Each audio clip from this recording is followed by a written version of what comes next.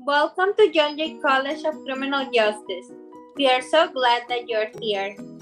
John Jay College was founded in 1964 and was named after John Jay, the first Chief Justice of the United States Supreme Court and one of the founding fathers of the United States.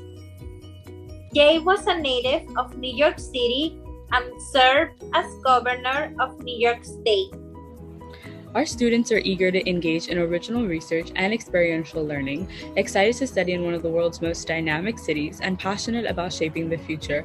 Through their studies, our students prepare for ethical leadership, global citizenship, and engaged service. Our faculty members are exceptional educators who encourage students to join them in pursuing transformative scholarship and career-focused programs. Through their research, our faculty advances knowledge and informs professional practices that build and sustain just societies. As a Hispanic serving institution and a minority serving institution, we foster an inclusive and diverse community drawn from our city, our country, and the world.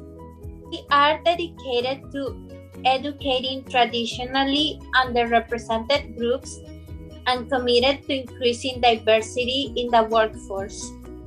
The diversity of our community motivates us to question our assumptions, to consider multiple perspectives, to think critically, and to develop the humility that comes with global understanding.